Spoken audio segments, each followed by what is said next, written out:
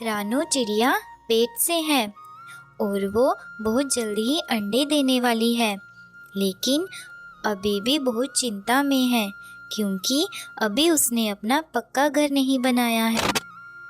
मुझे जल्दी से अपना पक्का घर बना लेना चाहिए। अपने अंडों को सुरक्षित और गर्म रखने के लिए पक्के घर की ज़रूरत है। इतना सोचकर रानो घर बनाने के लिए जंगल की तरफ चल पड़ती है। रास्ते में जाते उसे कालू कौआ और गौरी कौवी मिलती हैं। सुनिए, मेरा नाम रानो है। क्या आप मेरी एक मदद करेंगे? बोलो चिड़िया, कैसी मदद चाहिए तुम्हें? मैं पेट से हूँ और जल्दी ही अंडे देने वाली हूँ। मुझे एक सुरक्षित घोंसला बनाना है। उसके लिए मुझे एक सुरक्षित जगह की तलाश है। क्या आप मुझे बता सकते हैं यहाँ पर सुरक्षित जगह कहाँ पर है? हाँ, मुझे पता है। आप यहाँ से सीधी चली जाओ। आपको वहाँ पर बना बनाया घर मिल जाएगा। उस घर में कोई भी नहीं रहता है। आप वहाँ पर जाकर रह सकती हो। क्या आप सच कह रही हैं? अगर मुझे बना बनाया घर मिल जाए तो मेरी सारी चिंता ही खत्म हो जाएगी। इतना कहकर रानो वहाँ से चली जाती है। गौरी, तुमने उस चिड़िया को चील के घर का पता क्यों दे दिया? कालू जी, आप भी सीधे हो। हमने कोई ऐसे में ही फ्री की सेवा थोड़ी खोल रखी है। हम कोई बेले बैठे हैं। रानो चिड़िया गौरी के बताए घोंसले के पास आ जाती है। चील घर में नहीं था। यह तो बहुत ही बड़ा घर है। अब मैं अंदर जाके देखती हूँ। रानो अंदर जाकर घोंसले में बैठ गई। थोड़ी देर बाद चील वापस आ गया। वो देखता है घोंसले का दरवाजा तो खुला है।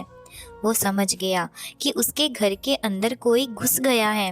अरे ओ चिड़िया, तुम्हें क्या अपनी जिंदगी प्यारी नहीं जो तुम मेरे घोंसले में आ गई? अरे चील, ये तुम्हारा घोंसला है। मुझे पता नहीं था। मैं पेट से हूँ, अंडे देने वाली हूँ। मैं अभी यहाँ से चली जाती हूँ। अंडों की बात सुनकर चील के मुंह में पानी आ जाता है। तुम अंडे देने वाली हो? मुझे पहले क्यों नहीं बताया? तुम यहाँ चिड़िया आराम से रहो। तुम्हें यहाँ पर कोई खतरा नहीं है। थोड़े दिन बाद चिड़िया ने अंडे दे दिए। चिड़िया अपने अंडों से बातें कर रही होती है। ठंड भी बढ़ रही है। मुझे अब अपना खुद का घोंसला बना लेना चाहिए। दूसरी तरफ गौरी ने भी 2 अंडे दिए थे। कालू जी, उस रानो का कोई अता पता नहीं चला। चील ने उसके साथ क्या किया होगा? यह सब देखने के लिए कालू और गौरी वहां आ जाते हैं और वह अंदर जाकर देखते हैं तो रानो अपने अंडों के साथ घोंसले में बैठी थी। चील किसी काम से बाहर जंगल में गया था। रानो चिड़िया को देख गौरी देखती ही रह जाती है। रानो चिड़िया, क्या तुम जिंदा हो? तुम्हें चील ने खाया नहीं? आओ गौरी भाभी, आओ। आप इतने दिन बाद यहाँ आए। जो मैंने पूछा उसका जवाब दे चिड़िया। रानो उन्हें बताती है चील उसका अच्छा दोस्त है। चील उसके और उसके अंडों की पूरी देखभाल करता है।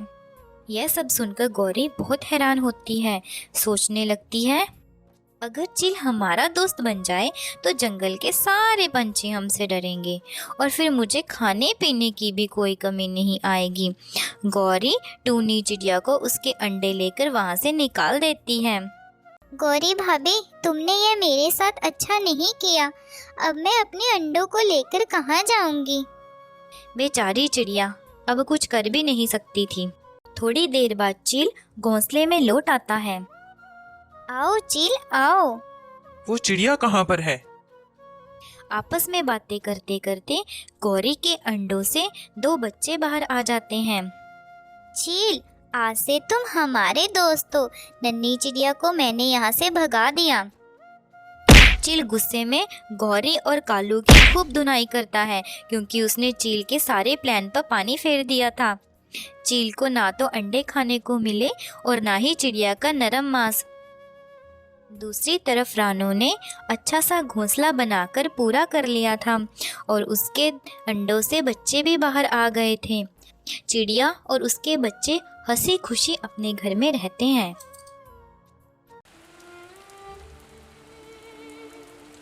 हे भगवान, बस यही होना बाकी था। माँ जी, उठिए, देखिए ना, छत से पानी टपक रहा है। हाय राम, अभी तो बारिश का मौसम पूरी तरह आया भी नहीं और छत का ये हाल। चलिए माँ जी, उस तरफ चलते हैं, वहाँ पानी से बचे रहेंगे। पूरी रात उस छत से पानी टपकता रहा। टूनी और उसकी सास के पास और कोई चारा भी नहीं था। दरअसल में वह बिल्कुल अकेली थी। टूनी के ससुर की कुछ साल पहले ही मौत हो गई थी और टूनी का पति टूना करीब 2 सालों से घर नहीं आया था। वो पैसे कमाने के लिए दूसरे जंगल गया था, लेकिन वापस घर नहीं लौटा। टूनी ने उसे ढूंढने की काफ़ी कोशिश की, लेकिन टूना उसे कहीं भी नहीं मिला। तब से टूनी और उसकी सास एक दूसरे के सहारे जिंदगी काट रही थी। फसल बीजने के लिए उसके पास थोड़ी सी ज़मीन थी। माँ जी, अगर ऐसे ही बारिश लगी रही तो हमारी टमाटर की फसल खराब हो जाएगी। अब कुछ कर भी तो नहीं सकते हम बेटा, जो भगवान को मंजूर वही होगा। अगर सारी फसल खराब हो गई तो हमारे पास इस बार बेचने के लिए कुछ भी नहीं होगा और घर में राशन लाने के लिए पैसे भी नहीं होंगे। इस तरह टूनी और उसकी सास आपस में बातें करती हैं और बारिश रुकने का नाम नहीं ले रही थी। लगातार 2 दिन बारिश लगने से टमाटर की सारी फसल खराब हो गई थी। अगली सुबह, हे भगवान, ये क्या हो गया? हमारी सारी फसल बर्बाद हो गई। अब हम क्या करेंगे? दोनों निराश मन से टमाटर की फसल को पानी में डूब देख मन ही मन घुट रही थी। तभी फिर से बारिश शुरू हो जाती है। बारिश रुकने की बजाय और तेज हो रही थी। रात को सोते समय टूनी के दिमाग में एक आइडिया आता है। सुबह होते ही टूनी और उसकी सास बाजार चली जाती है और वहां से अच्छी किस्म की मछली खरीद लेती हैं। दोनों मछली लेकर जंगल वापस जा रही थी। तभी माँ जी, वो देखिए, ये क्या सच है माँ जी? सामने टूना था। दोनों तुरंत टूना के पास जाती हैं। टूना बहुत ही बुरी हालत में था। असल में उसका बहुत ही भयानक एक्सीडेंट हो गया था, जिससे उसकी याददाश्त जा चुकी थी। इसी वजह से वह घर नहीं लौट सका था। टूनी और माजी टूना को वापस पाकर बहुत खुश थे। वे उसे साथ साथ घर वापस ले आए। लेकिन अब चुनौती और बढ़ गई थी। अब खाने वाले 2 नहीं 3 थे और टूना का इलाज भी करवाना बहुत ज़रूरी था। चल टूनी, इन मछलियों को खेत में डाल आए, अब इन्हीं से उम्मीद है। मौसम और किस्मत ने उनका साथ दिया। बारिश का मौसम यहाँ दूसरों की फसलों को बर्बाद कर रहा था, तो वहीं टूनी के खेत के लिए किसी वरदान से कम नहीं था। कुछ ही वक्त में खेत में ढेर सारी मछलियाँ दिखने लगी। बाजार में जाकर टूनी ने खूब मछलियाँ बेची, जिससे अच्छी खासी